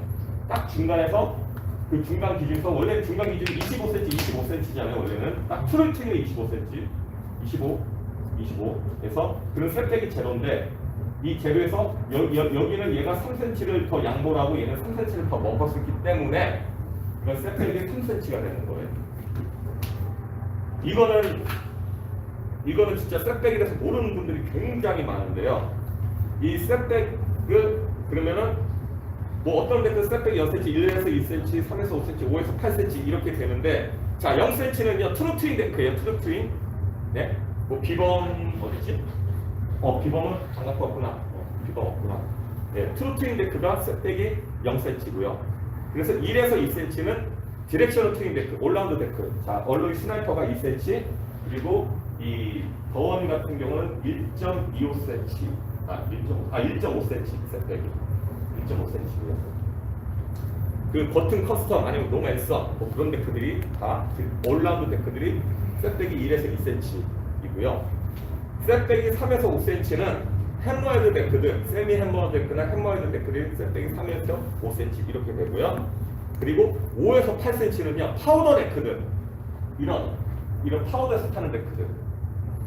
자 이렇게 만드는 이유가 셋백이 뒤로 밀려날수록 셋백이 이게 원이 딱 몸의 정점에서 원의 정점이 뒤로 밀려날수록 턴을 할 때 조금 더 턴이 빨라져요. 그리고 엣지 그립력은 노즈 쪽의 엣지 그립력이 조금 더 강력해지고 턴 회전은 빨라지면서 여기 노즈 쪽은요 이쪽은 좀 더 엣지 그립이 좀 더 묵직해요. 그래서 누르고 턴을 할 때 셋백이 있는 데크들이 셋백이 좀 있는 데크들이 카빙에서는 좀 더 유리해요. 그리고 셋백이 길면 길수록 노즈가 아무래도 기니까 카빙할 때 안정감도 더 좋고요. 근데 단점이 있어요. 셋백이 크면 클수록 스위치 라이딩 할 때는 안 좋습니다. 그래서 전번에 보기에서 어떤 분이 물어봤어요. 아니 파이프 탈 때 다 백사이드 에어하고 뭐 이제 선수들이 이제 스위치 스위치 더블콕 돌리고 하면은 트루트윈을 하는 게 더 좋지 않냐? 맞아요, 그렇긴 해요. 하지만 셋백이 어느 정도 있는 디렉셔널 트윈 데크가 트루트윈 데크보다는 더 빨라요. 이유는 트루트윈 데크는 아무래도 사이드 컷이 좁은 경우가 많기 때문에. 그리고 노즈가 디렉셔널 캠버 데크들이 노즈가 조금 더 길수록 약간 더 말랑하게 만들거든요. 그리고 실질적으로 똑같이 만들어도 말랑해요. 더 기니까 조금 더 플렉스가 말랑해요. 그런 데크들이 파이프에서 어지간하면 딱 원방을 딱 뛸 때, 자 레귤러로 뛰잖아요. 레귤러로 딱 원방을 백사이드로 빵 뛸 때 노즈가 좀 더 부드럽고 좀 더 여기가 받쳐줘야지, 엣지 그립을 받쳐줘야지 그 파이프에서 벽을 쫙 진짜 흔들리지 않고 똑바로 높이 올라갈 수가 있어요. 자, 이게 셋백의 정의입니다. 네, 그래서 여러분들 셋백을 볼 때는 카빙을 한다 그래도 어지간하면 그냥 셋백이 있는 데크가 좋아요. 셋백이 없는 데크도 셋백이 없는 디렉셔널 트윈도 데크도 있긴 하지만 그래도 네, 셋백은 좀 민감하게 느끼시는 분들만 느끼시지 한 3급 정도만 느끼시지. 네, 셋백은 이런 성질이 있다. 그리고 셋백을 할 때 어떤 분들이 이제 바인딩을 뭐 이제 뒤로 더 하면 좋지 않냐, 뭐 뒤로 해도 뭐 자기 바인딩 폭을 맞추려고 내가 선호하는 붙일 폭이 있잖아요. 그걸 맞추려고 뭐 이거를 좀 바인딩을 살짝 좀 뒤로 해도 되냐. 어지간하면은 이렇게 맞추시던가 이렇게 그 센터는 좀 맞추시는 게 좋아요. 그 각도. 아니면은 그렇게 좀 이게 좀 뭐라고 할까? 이게 예를 들어 가지고 이렇게 맞추면 자기한테 너무 좁다. 그런데 이렇게 맞추면 자기한테 너무 넓다. 그럼 어떻게 해야 되나요? 차라리 그러면은 이렇게 맞추고요. 이거를 한 칸 위로 올려도 상관없어요. 노즈 쪽은. 왜 그러냐면은 앞발이 바인딩 앞발이 어차피 더 많이 돌아가 있잖아요. 뒷발보다는. 그쵸? 돌아가 있으면은 피벗 포인트, 여기 뒷발 포인트가 자연스럽게 뒤로 늘려나니까 차라리 이거는 어차피 이 폭이, 길이가 2cm잖아요. 차라리 이렇게 비트고 2cm를 조금 더 올려도 그렇게 큰 지장은 없어요.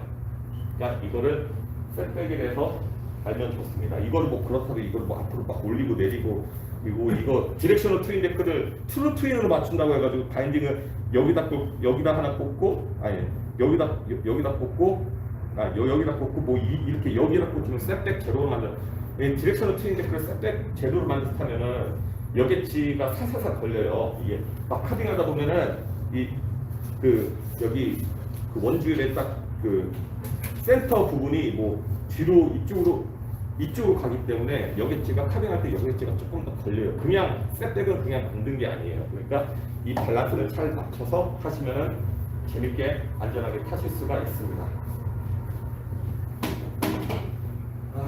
자, 후다닥 가보겠습니다. 자, 사이드월 엣지 각도 컨벡스 컨케이브. 자, 맞네. 사이드월 엣지 각도는요. 사이드월은 대부분 데크들이 사이드월 각도가 허리 부분은 조금 더 이제 예각으로 빠졌다가 뭐 예를 들어 여기가 70도로 시작해가지고 이 부분 쭉 갈수록 이 부분에서는 뭐 한 80도 이렇게 되거든요. 그렇게 어쨌든 여기 허리 부분에 이 부분이 이제 그 사이드월 각도를 책정을 하는데요. 그 사이드월 각도는 어지간한 회사들은 거의 다 70도 정도예요. 70도. 어지간한 회사는 70도. 근데 저희들은 65도를 쓰긴 하는데 어지간한 회사는 70도 쓰고 일본 햄머헤드 데크들은 뭐 70도 이상, 75도에서 80도도 쓰더라고요. 80도. 이게 예각일수록 사이드 각도가 예각일수록 엣지 그림력이 예리해요. 엣지 그림 예리해요. 그 도끼로 나무를 찍을 때 얇은 도끼가 더 깊게 예리하게 박히고 두꺼운 도끼는 딱 찍으면은 깊게 박히지 않지만 나무가 쫙 하고 쪼개지거든요. 그런 것과 같이 이게 좀 스탠다드하고 이건 좀 예리한 엣지가 그리고 둔각으로 갈수록 엣지 그림력이 굉장히 묵직해져요. 이건 예리하고 이건 묵직하고. 장단점은 예리하면은 너무 예리해가지고 카빙할 때 좀 예리하지만 묵직한 맛이 떨어지더라. 뭐 그런 사람들도 있고 그렇지만 어쨌든 저는 이 강설에서는 우리나라 같은 이제 그rum지라는 이 강설에서는 저는 이거를 조금 더 선호를 해요. 뭐 이것도 장점이 있어요. 묵직한 맛이 있으니까.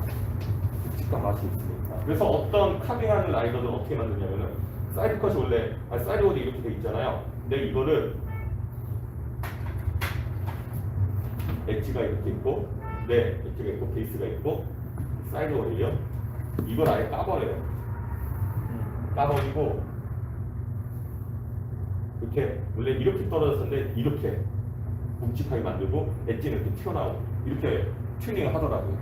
이렇게 되면은 예리하면서 묵직한 거를 같이 느낄 수가 있어요. 단 여객지 진짜 더럽게 잘 걸리고 그리고 엣지가 쉽게 망가질 수가 있습니다.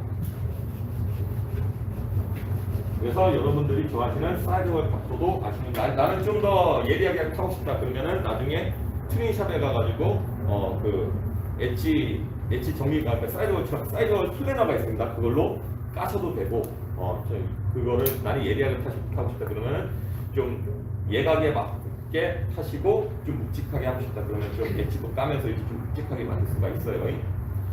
그리고 컨벡스는 자 이게 엣지예요. 엣지 이게 좀 더 이게 쭉 위로 올라간 거 볼록 렌즈처럼 올라간 게 이게 바로 컨벡스입니다. 이거는 일본 데크들이 많이 나와요. 어지간한 일본 데크들이 이렇게 나오는데 뭐 그라드 데크들도 이렇게 나오고 이렇게 만드는 이유는 일본은 설질이 좀 약간 습설에다가 좀 파우더잖아요. 그래서 엣지가 파묻히지 않고 턴이 좀 부드럽게 하기 굉장히 용이해요. 턴이 굉장히 부드러워요. 이렇게 만들면. 단점은 엣지가 늦게 막히고 늦게 빠진다.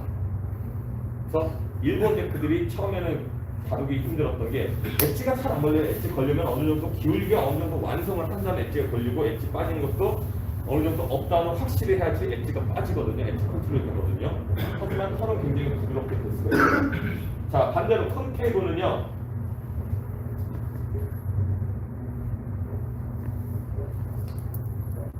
이거예요. 오히려 오목 렌즈예요. 오목 렌즈. 엣지가 이렇게 있고 베이스가 이렇게 휘는 경우예요. 이거는 엣지 근력 죽여줘요. 엣지 근력이 진짜 정말 예리하고 진짜 빠르고 이거는 유럽의 몇몇 많이 쓰지는 않죠. 몇몇 레이싱 스노보드 선수들이 이 컨케이블 방식을 좋아하는 사람들도 있습니다. 엣지 근력이 정말 좋습니다. 엣지 근력이 정말 좋고 빠르고 묵직하고 예리하고 오로지 카빙만을 위한. 근데 이거는 파우더에서 못 써요. 물은 그냥 강산에밖에 못 써요. 어지간해서는. 그래서 이 방식이 있다. 이거를 알려드립니다. 그리고 이거 빼먹었구나. 내장재. 3페이지 전에 내장재. 나왔다.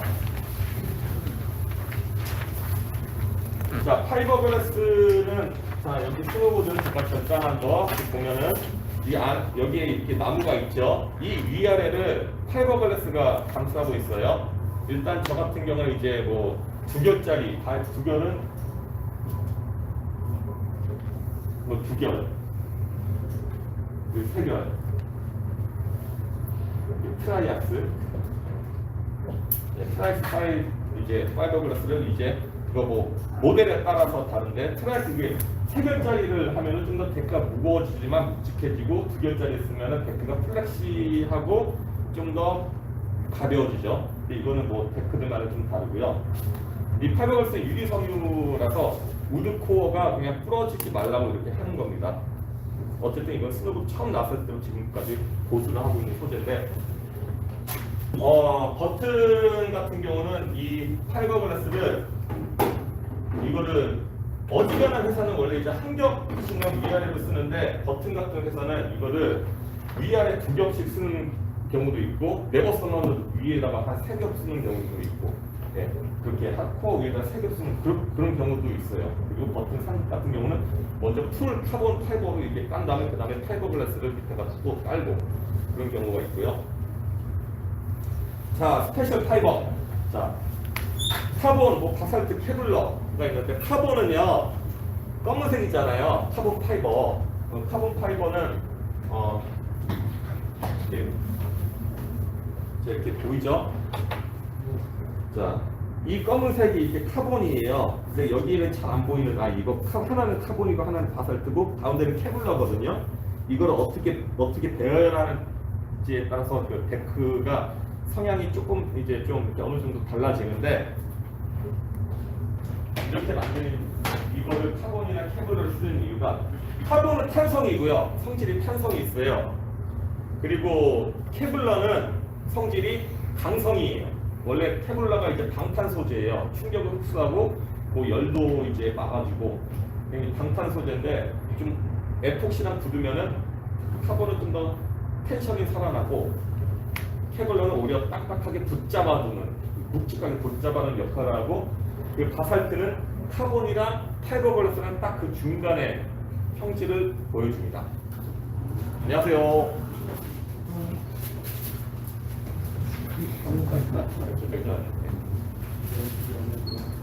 네, 그래서 이제 카본을 배열하는 거에 따라서 이제 맛이 다른데, 자, 데크 코어 윗면, 코어 아래. 어지간하면은 옛날에는 카본을요 배열을 코어의 윗부분에다가 했는데요. 요즘은 아랫부분에도 하거든요. 저희들도 그래요. 한 몇 년 전부터 그렇게 쓰는데 옛날에는 아랫부분에는 안 썼던 게 카본이든 케블러를 코어의 아랫부분에 쓰면 데크가 너무 딱딱해진다. 그런데 요즘 트렌드가 데크가 점점 딱딱해지고 있거든요. 뭐 지금 너무 딱딱한 건 말고 그래도 한 20년 전보다는 데크가 정말 많이 딱딱해졌어요. 뭐 잘 먹고 잘 살아가지고 몸무게가 사람들이 많이 는 것도 있지만 카본 배열의 가장 스탠다드한 방법이 그냥 카본을 이렇게 폭 5cm짜리 길게 배열하는 게 코어 위쪽에다 이게 가장 옛날 스탠다드 방법이고 버튼 안에서 이 배열을 선호를 합니다. 카본 아이빔이라고 해가지고. 근데 프리스타일 데크들은 이 코어 인서트 부분이 있으면 이렇게 V자로 많이 하고요. 프리스타일 데크들은 뭐 그런 데크들도 그렇게 하는 이유가 이렇게 하면은 테일이나 이제 노지에 그 팁들의 반발력을 실을 수가 있어요. 점프를 할 때 실을 수가 있어요. 그리고 이렇게 하면 이제 바인딩 하면은 이제 좀 이렇게 아무래도 랜딩 잘못하면 부러지잖아요. 그것도 어느 정도는 방지를 해주고요. 이렇게 배열을 하면은. 근데 저는 이렇게 많이 배열해요. 이렇게 많이 배열해요. 이렇게 배열하면은 어느 정도 과도한 토션 비틀림도 나가지고 이 부분에서도 엣지 그립력이 좀 에너지가 좀 딱딱해지니까 엣지 그립력도 강해지고 에너지 전달성도 좋아지고 반발력도 좀 좋아지고요. 그리고 코어 아래에는 뭐 네버썸머가 굉장히 튼튼한 보드를 만드는데 코어 아래에는 걔네들은 네버썸머는 여기 바깥에다가 바인딩이 이렇게 있으면은 이렇게 배열도 하더라고요. 이게 그쪽에서도 이제 데크가 덜 휘어지고 덜 부러지도록 그렇게 만들고 있습니다. 저 같은 경우는 이렇게 만들기도 하고요. 네. 어쨌든 카본은 어떻게 배열에 따라서 데크의 데크가 덜 부러지고 그리고 반발성, 에너지 전달력을 내는지 그거를 가름은 하긴 하는데 이게 그렇게 많이 깔려있다고 그렇게 100%는 아니에요. 코어가 이제 우드 코어의 배열과 두께가 그게 한 70이다. 그러면은 그 카본이라든지 이거 배열은 거기 영향을 한 30%예요. 이게 70%다. 우드 코어를 어떻게 배열하는 게 70%다. 그러면은 카본에 이런 거 배열한 게 뭐 카본이든 메탈이든 배열하는 게 한 30%의 그 정도의 영향력을 준다. 저는 그렇게 생각을 합니다. 자, 마지막으로 여기서는 금속 소재, 티타널이라고 하면 A의 원래는 A의 70 계열의 7475 이런 거 그런 게 있는데 알루미늄 중에서 제일 강한 소재예요. 원래 티타널이라고 하는 거 원래 오스트리아에서 아막이라는 알루미늄 전문 회사가 스키 스노보드용으로 만든 이런 메탈 소재죠. 뭐 이렇게 그렇게 딱딱하진 않아요. 그냥 알루미늄이니까. 그래도 알루미늄 중에서 가장 강한 소재긴 해요. 그래서 이 알루미늄을 쓰는 게 알루미늄은 접착력도 좋은데 내 진동성이 굉장히 좋아요. 그러니까 해머헤드도 그렇고 알파인 데크도 그렇고 한 장이든 일부든 아니면 위아래 코어 위아래 다 이렇게 알루미늄 이런 거 쓰기도 하죠. 그다음에 건메탈 아까 잠깐 쓴 건메탈 같은 경우는 요넥스 스노보드에서 쓰이는데 원래는 이게 차라리 티타늄에 가까워요. 티타늄 함량이 거의 한 40에서 45% 섞여 있으니까. 근데 걔네들은 건메탈이 원래는 어떤 용수냐, 여러 번 어디 부러지면 수술하잖아요. 그럼 침 박는다 하잖아요. 뭐 철판이나. 저도 여기 박혀 있거든요. 그게 바로 건메탈이에요. 티타늄이 함유되어 있습니다. 티타늄은 좀 인체에 들어가도 세포랑 잘 섞이고 거부 반응을 안 일으키거든요. 근데 그 건메탈을 요넥스에서는 정말 잘 활용을 했어요. 네, 그리고 저희가 쓰는 거는 크로닉 부스터라고 해가지고 저희 언로에서는 어떻게 광고가 되지 크롬이랑 합금이에요. 그거를 저희가 작업해가지고 외주에 표면을 특수 표면 처리한 다음에 또 작업해가지고 항상 티니지 미베크 공장에 매년 보내고 있는데요. 이건 크롬 니켈 합금이고요. 처음에는 접착력 때문에 진짜 고생했는데 지금 접착력이 굉장히 많이 개선되고 미국의 모 회사에서도 모 스노보드 회사에서도 저희한테 그것을 팔라고 했는데 제가 이거는 안 팔았죠. 그리고 특허도 안 되고 있어요. 일부러 우회 특허 당할까봐. 뭐 강도랑 반발성은 그 알루미늄보다는 건메탈이 한 1.5배 정도 강하고요. 기계적 성질로. 그리고 저희께 이거보다는 한 1.5배 정도 더 강합니다. 건메탈보다 1.5배 정도 더 강합니다. 얇게 쓰고 좀 더 반발력을 살리는데 최대한 유효성을 두고 그렇게 설계를 했고 실제로 그렇게 됐고 그래서 얼루이스노 보드가 좀 그래서 좀 갓 잡은 연어처럼 좀 팔딱팔딱 살아있다고 하더라고요. 자, 이제 얼루이스노 얘기에서 끊고 자, 스노우의 트렌드와 과거 그리고 현재 그리고 미래 이거 어떻게 보면 토론이 될 수 있어서 최대한 짧게 하고 싶은데요. 스노보드가 옛날에는 전기캠퍼 하나밖에 없었고 그 뭐가 어떻게 만들어지는 모르고 그냥 라이더건 구매자들이 그 하나 사가지고 그냥 그거 아주 주구장창 탔었어요. 근데 2004년도 뭐 저도 그때 이제 90년도 중후반까지만 해도 이제 데크가 풀 우드코어인지 사이드커 이런 거 안 보고 풀 우드코어인지 디렉셔널 트윈인지 그리고 베이스 소정인지 그거 보고 샀었는데 그거랑 길이 보고 샀었는데 이제는 저 같은 사람들이 나오면서 구매자들이 더 똑똑해지고 있죠. 그리고 여러분도 똑똑한 사람들이 똑똑한 스노우 자기한테 맞는 스노우를 타면은 이번 시즌에 더 많은 것을 얻어갈 수가 있잖아요. 더 재밌게 탈 수가 있고 그렇기 때문에 2004년도 그 스노보드 장비들이 점점 더 다양해지고 기술들도 점점 더 많아지고 그게 변하면서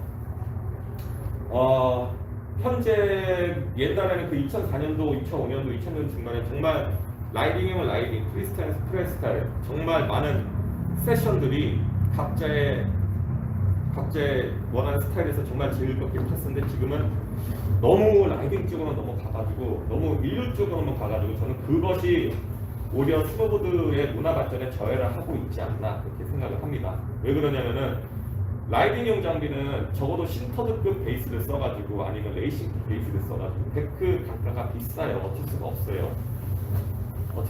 그렇기 때문에 진입 장벽이 높아지고 원래 대부분 먼저 시작한 게 대학생 때 아니면 고등학생 때 뭐 아르바이트 한 달 정도 하면 데크를 풀세트로 장만을 해야 되는데 엔트리급 장비를 해야 되는데 뭐 헝그리보드나 이런 데 가봐요. 저는 라이딩용도 사야 되는데 어떤 거 사세요? 해머에도 우드데크 사세요. 우드데크 사도 이게 뭐 할인해서 사도 뭐 한 120만 원 정도 하잖아요. 중국제가 아닌 이상. 120만 원 풀세트를 뽑고도 그래도 옷 같은 경우는 시즌권을 사야 되는 게 그게 맞는데 이게 데크 하나만 그렇게 하니까 그거를 종용하니까 점점 더 진입 장벽이 높아지는 거죠. 앞으로는 좀 스노보드가 미래에는 우리 동생들, 우리 조카들이 좀 부담 없이 탈 수 있는 그런 스노보드를 만든 거 이제 제 목표 중에 하나이기도 하고요. 제가 다 레이싱용 베이스를 만들긴 하는데 이거는 대한민국도 이렇게 만들 수 있다, 우리도 이런 기술이 있다 이런 걸 보여주기 위해서 만드는 거고 나중에는 좀 저렴한 걸 만들고 싶고 하지만 스노보드가 이제는 카빙으로만 지금 현재 그렇게 되고 이제는 또 카빙 트릭이라서 이렇게 되고 있는데 앞으로는 거기서부터도 이제 다시 프리스타일로 돌아오지 않을까 더 다양한 더 디테일한 형태로 돌아오지 않을까 그렇게 생각을 합니다. 자 최대한 빨리 할게요. 이제 설명 썰풀로 해서 끝낼게요. 자 이제 질문 받습니다. 뭐 논의하고 싶고 그런 것들. 궁금한 거 하나 있었어요. 예. 가끔씩 보면은 요즘에 뭐라고 하죠? 리버스 사이드 컷을 네. 그러니까 오리지널 타일 컨택 포인트에 넣는 애들이 예. 그런 거는 좀 제가 와닿지가 않거든요. 페이퍼만 읽어서는. 리버스 사이트 그러니까 뭐 예를 들어 가지고 롬 스노보드의 뭐 그런 뭐 그립텍이라든지 그런 거 말씀하시는 거죠? 아니요 그런 것보다는 이제 어디죠 OES나 아니면 커버를 이런 데 보면 사이드 컷 자체가 예. 원래는 이렇게 들어가야 되는데 예. 제가 이렇게 한 부분에서 이게 사이드 컷이 몇 가지 종류가 있는데요. 뭐 이거는 혹시 그거 아닐까요? 그 트라이 프로그레시브 사이드 컷? 뭐 예를 들어 가지고 데크가 이렇게 있잖아요. 그러면 이 부분은 사이드 컷이 뭐 12m, 이 부분은 뭐 한 10m, 이 부분은 한 뭐 11m 이런 거 아니 이런 건 아니죠, 그렇죠? 이거 트라이프 아니 그 프로그레시브 사이드 컷이라고 부르는 거고 리버스 사이드 컷 그러면은 말 그대로 한쪽이 좀 약간 서핑 모드처럼 아예 이렇게 했는데 완전히 이렇게 한쪽에 이렇게 튀어나온 거 아예 완연하게 되게 반전돼 있어요. 예. 네. 예, 뭔지 알아요. 그게 어떻게 보면은 그거를 처음 좀 뭐라 그럴까 살로몬 같은 경우는요, 걔네들이 그 살로몬 그 이퀄라이저 사이드 컷이잖아요. 걔네들은 직선을 딱딱딱딱딱 이렇게 만들어요. 다 직선이에요. 옛날에 거심했었어요.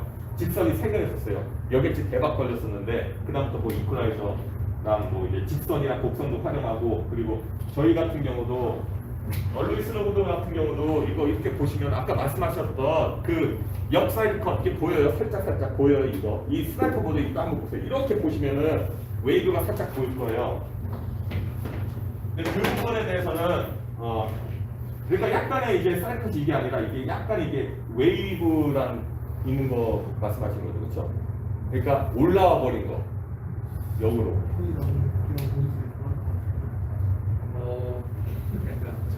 글 보여주는 게 빠르겠다.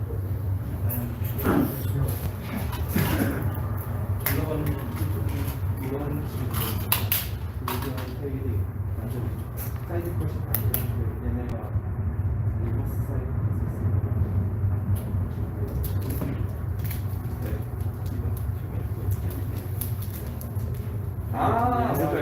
뭔지 알겠다. 예, 뭔지 알겠다. 이 부분을 그냥 완전하게 지워버린 거네. 예.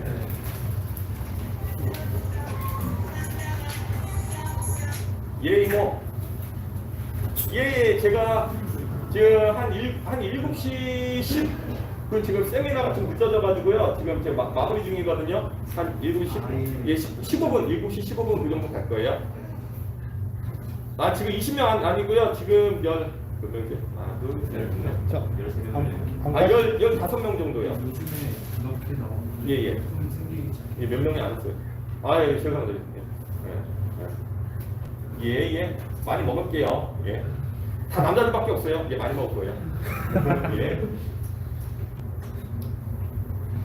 이렇게 되면 이 리버스 사이클 제 생각인데 이렇게 설계를 한 이유가 이 끝에만 이렇게 그렇게 설계했네요. 여기 그러면은 턴의 질이도 부드럽게 하기 위해서 만든 것 같아요. 아무리 봐도 이거는. 왜 그러면은 사이드 컷이 끝나는 데가 이게 킥이 끝나면은 이 킥이 끝나면 이제 6점 사이드 컷이거든요. 이 원이에요. 근데 이 부분은 아예 그냥 이 부분을 직선으로 뽑아버렸다면 이 노즈랑 테일의 폭이 좁아지더라도 이 부분 UH를 최대한 길게 빼면서 턴의 진입이랑 턴의 흐름을 부드럽게 하기 위해서 어떻게 보면은 락커를 넣으면은 저희 같은 경우는 락커를 넣긴 하지만 그렇게 만들면은 플로테이션 안 좋아요. 파고에서 타기 힘들겠지만 그 강설에서는 타기 굉장히 좋을 것 같아요. 턴의 흐름도 부드럽고 그렇게 타기가 가까워 그렇게 만들어주세요. 리버스 사이드로 그냥 팁 쪽에 그냥 아예 일직선을 빼버리는 거. 그거는 강설에는 되게 좋을 것 같아요. 하지만 어쨌든 이 사이드 컷이나 이런 이 웨이브 펌프나 뭐 이게 밀팩이나 주인이 이게 마이크로매트릭스 웨이브 엣지 같은 경우는 엣지 그립력을 더 강하게 하기 위함인데 웨이브가 많이 들어갔을 때 엣지 그립력은 강해지지만 혈주력은 떨어집니다. 왜 그러냐면 한 번 더 눈을 파고 들었다가 빠졌다가 파고 들었다가 빠졌다가 이렇게 돼야 되니까 엣지 그립력은 강설에서 좀 느려져요. 그리고 옛날에 2010년이 밴쿠버 올림픽이었잖아요. 그때 파이프샷 보면 정말 웃겼었던 게 파이프샷 보면은 정말 많은 캠버들 갖고 왔거든. 막 네버썸머에 M 캠버 갖고 오고 막 역 캠버 갖고 오고 파이프샷을 막 예선 막 우르르 탈락하는 거예요.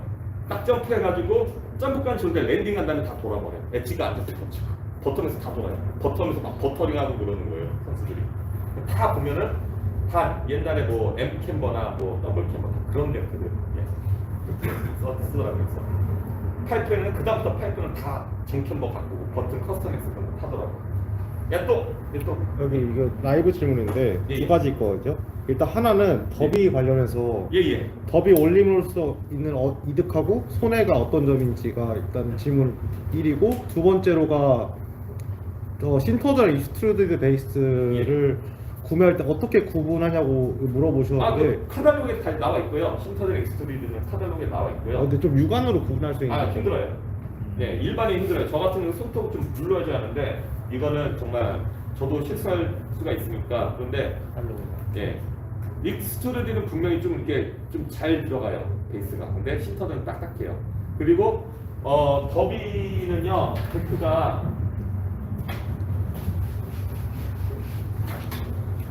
데크가 이렇게 있고 이렇게 올라가면은 그 엘리베이션 효과를 주는데, 더비나 이제 칸트 너무 비싼 거 말고 그냥 조금만 한 1, 2cm만 올라가면 돼요. 1, 2cm 정도만. 그렇게 단점은 무거워진다. 그리고 프리스타일 라이딩이 안 좋아요. 막 점프하고 이럴 때 안 좋아요. 오히려 데크 많이 무리하고. 단 해머헤드를 타는 분들, 아니면 카빙을 주로 하는 분들, 예, 디렉션 트윈으로 카빙하는 분들, 이런 분들한테는 와이드 데크를 하지 않아도, 와이드 데크를 쓰지 않아도 이 데크가 바인딩이 위로 올라가기 때문에 그 돌다운 현상이 안 나요. 그리고 더 엣지 근력도 더 강해지고요. 에너지 전달성은 더 좋아지고 더 예리하게 카빙할 수 있습니다. 카빙이 더 쉬워져요, 솔직히. 저도 그래가지고 원래 여기 진열했었어야 되는데 그 더비에 올린 그 유니버설 칸트 올린 그 데크가 안에 있거든요. 근데 그 복대 왔네. 어쨌든 단점은 프리스타일 정도는 좀 안 좋다. 무거워진다. 하지만 카빙으로서는 진짜 좋아지긴 해요. 네, 그걸 제가 보증합니다. 자, 우리 빨리 이제 뭐 질문 또 없으세요? 뭐 질문, 개별적인 질문은 이제 이따 술 먹고 하고 막 그럴 때 그때 얘기해 주시고요. 자, 왁싱 하는 시간으로 넘어가겠습니다. 자, 이 데크는요. 찍어도 되나요? 예, 물론 여기서 여기 할 거예요. 잠깐 비켜주세요. 카메라 좀 이동하겠습니다.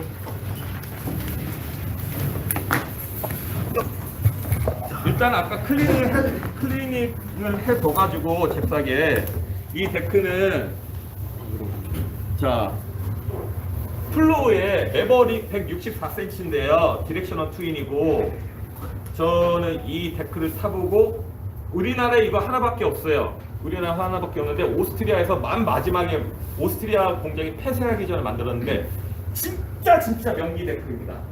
진짜 명기 데크. 저는 이런 데크를 만들려고 항상 정말 명기 데크예요. 그래서 이번에 보여드리고 싶은 왁스는, 왁싱 방법은 그냥 진짜 최대한 5분 만에 하는 페이퍼 왁싱인데,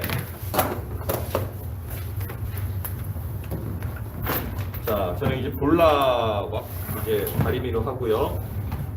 다리미 온도는 노안이 와가지고 잘 안 보여요.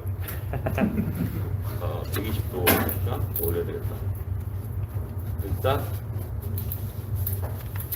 한 후다닥 할 거니까 최대한 원래 한 130에서 그 레이싱 베이스는 어지간한 130도를 안 넘기는 게 좋습니다. 근데 지금 한 140도 정도 해볼게요.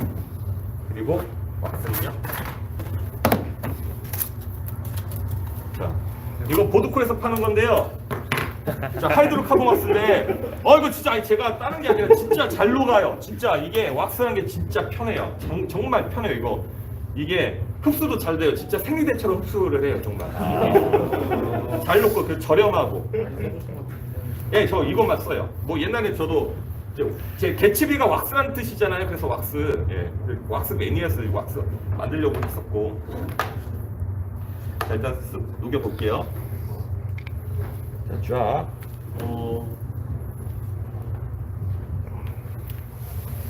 시간 한번 재주세요. 시간 얼마나 걸리는지.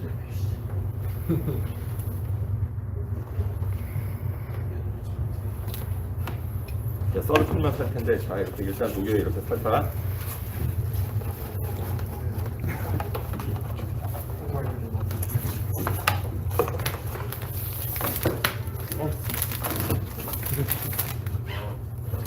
펴 바르는 게 중요해요. 그리고 이 데크는 ABT 테크놀로지라고, 자, 진동이나 충격 있는 부분에를 실리콘으로 했거든요. 여기 들어가요. 이게 이 부분에 실리콘이 있어요. 그리고 베이스는 이것도 그라파이트 베이스고요. 최상급 이거 PTX 4000 그라파이트 베이스입니다. 이 부분은 신터드 베이스고요. 최대한 세게 해야 되겠다. 항상 꾹 누르지 말고 최대한 빨리. 최대한 빨리. 모자란 부분은 후다닥 하고 조금만 더 넣고.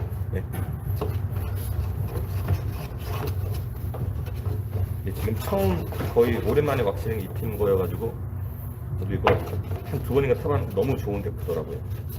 원래 그리고 이 오스트리아 GST에서 제가 원래 얼로이 스노보드를 만들려고 했는데 의뢰를 했거든요. 야 이제 우리 스노보드 이제 안 만들어, 이제 우리 망했어, 딴 데 알아봐 그러더라고요. 다른 데서 트리지 200호공략에서 만들었지. 궁금한 게 예. 그 메디텍의 소재는 직접 사서 보내주는 건가요? 아니면 저희 크로닉 부스터 있잖아요, 소재 있잖아요. 네. 그거랑 가끔 가다가 이제 스페셜한 소재 우리밖에 안 쓴다. 그건 저희가 사서 보냅니다. 그 외에는 그쪽에서 다. 이번에 우리가 베이스 소재가 없다고 네. 정확히 2주 전에, 일주일 8일 전에 통보받아가지고 8일인가? 하여튼 그때 통보받아 2주 전에 11월 11일 날 통보받아가지고 그냥 안 하기로 했죠. 근데 만들어주겠다고 하는데, 아니면은 얘네들이 지네들 익스트루드, 고분자 익스트루드 베이스가 있대요. 그걸로 만들어줄게. 그런데 그렇게 만들면은 뭐 다양한 색깔은 넣을 수가 있지만 레이싱용 베이스가 아니잖아요. 그리고 화지력도 빠르긴 해요. 왁스도 어느 정도 먹고. 하지만 레이싱용 베이스가 아니잖아요. 그래서 그렇게 해서 싸게 팔면은 퀄리티 떨어지니까 그냥, 그러면 언제 들어오는데? 그러면 1월 말에 들어온대요. 1월 말에. 그러면 뭐 장사 다 한 거죠. 그쵸? 그럼 뭐 그래가지고 이번 시장 그냥 안 하는 거지. 그래서 나중에 우리 회사 이제 여기에서 이제 화성으로 옮길 건데, 그렇게 되면 거기서 그냥 태클을 내가 만들자. 키친타워예요? 예? 키친타워. 키친타워. 키친타워 되게 좋습니다. 젖은 타월 있잖아. 뭐더라? 물티슈. 이게 이미 물이 젖어 있는 타월 있잖아요. 그걸로 하시는 분들이 있는데, 저는 그렇게 되면은 이게 왁스가 흡착될 부분이 있을까 하고 한번 잠깐 지그시 조금 기다려줍니다. 한 2-3초 정도. 그런 다음에 쭉 천천히 한 1초에 1cm 정도로 쭉, 그리고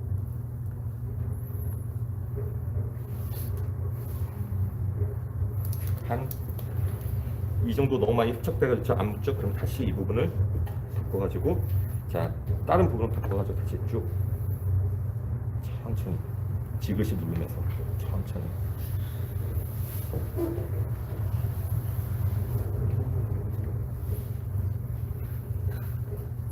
원래 온도 올려놓고.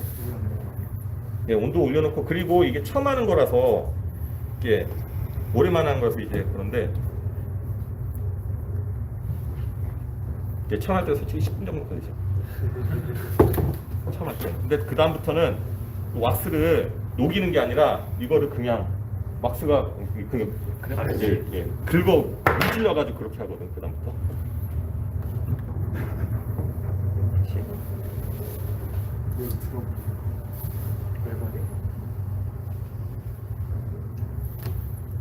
자, 물티슈라면 좀 흡수가 될까? 저는 그런 생각이 들어요.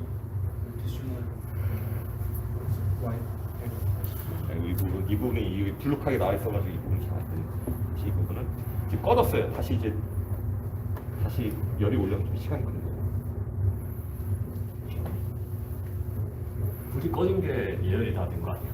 예열이 온도가 떨어져요. 근데 온도가 좀 올라왔을 때, 그리고 이 부분이 여기 ABT 테크놀로지는 여기는 좀 불룩하고, 그러면 여기가 좀 흡수가 안 되네. 그러면 흡수가 안 되면은 아예 그냥 좀 녹여가지고 강제로 이렇게 하면은, 이게 지금 스크래핑을 대신하는 그렇죠. 거죠? 근데 이걸 해도 솔질을 해야 된다고 듣긴 했는데. 솔질은 그냥 간단하게. 그리고 가운데 부분 있잖아요. 이 부분은 최대한 잘 벗겨줘야 돼요. 이거 페이퍼로. 자, 페이퍼로 벗겨줘야 돼요. 자, 그다음에 여기 이제 사이드 쪽 할게요.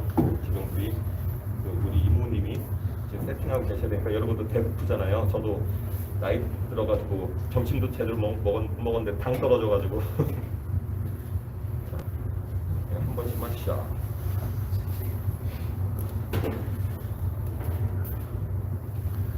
천천히. 이 부분이 평탄이 이것 때 이 부분이 올라가서 평탄하게 이거 잘 흡수해. 평탄이 잘 된 데크일수록요 편해요.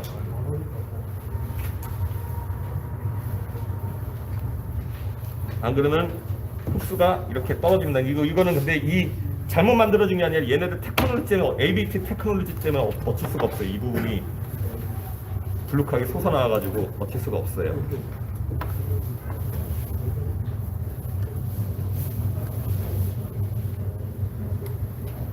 하고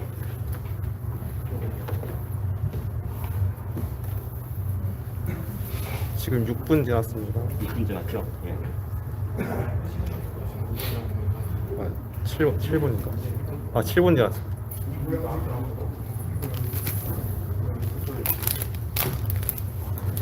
이렇게.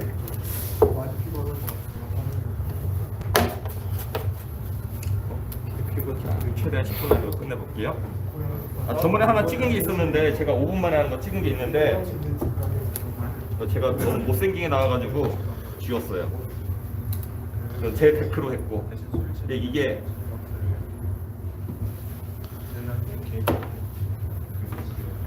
이거는 한번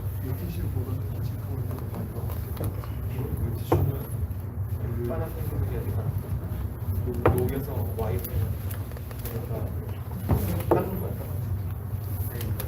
그래서 이거 이 부분 때문에 지금.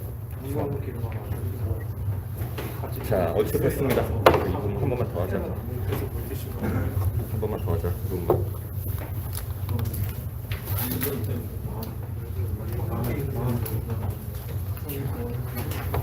한 번만 더. 이 부분에서 시간 많이 잡았어. 자, 거의 다 됐죠? 10분은 안 됐죠? 네. 지금 네. 나중에는요. 이거 왁싱을 한번 한 다음에 그 왁싱기가 어느 정도 달아나면요. 나중에는 어디 있어 왁스? 이 밑에 있어. 여기 여기 있구나. 왁스를 막 문질러가지고 이렇게 막 문질러가지고 해도 되고, 특히 엣지 쪽 있잖아요. 이 부분은 왁스가 오래 가거든요. 이 부분은 한 5일 정도로 갈 거예요. 한 3일에서 5일 정도. 5일 정도 가니까 한 이 정도 냈고 나머지는 여기 막 문질러가지고 이렇게 막 문질러가지고 이 부분만 이 부분만 또 이렇게 해가지고 한번 쫙 입히고 금방 먹죠? 이렇게 먹이고 네 페이퍼 왁싱으로 한번 또 이렇게 쭉 하면은 이거는 또 한 2-3분 만에 끝나 이렇게 하면. 그래서 한 5번 탈 때는 전체 왁싱은 한두 번 정도 해주고 이 부분은 탈 때마다 매일 해주고 그렇게 하면은 금방 혹시 왁싱 처음에 이제 배울 때요? 예. 같은 부분 한 2-3번씩 지나가지고 원래 이렇게 배웠었는데 예. 크게 상관없나요? 여러 번 해서 그러니까 이거를 너무 지그시 그냥 쌩 이걸로 너무 지그시 누르면 안 좋아요. 좀 어느 정도 온도를 낮춘 다음에. 그런데 어쨌든 왁스는요. 이거 진짜 꼭 사세요. 이거 진짜 진짜 보드코리아 그게 아니라. 네. 저도 제가 진짜 왁스가 많아요. 좋아해서 내년 자 이렇게 해서 이렇게 끝냈습니다. 자 그래도 10분 안에는 끝냈죠? 그러니까 지금까지 개츠비 세미나였었고요. 나중에 이런 기회를 선고하겠습니다. 오늘도 저도 이렇게 정말 즐겁게 했었고 스노보드에 열정이 많은 분들 이렇게 많으신 부분에 정말 감사하고 이제 나머지는 이제 술 먹으면서 이제 또 풀게요. 감사합니다. 개츠비였습니다.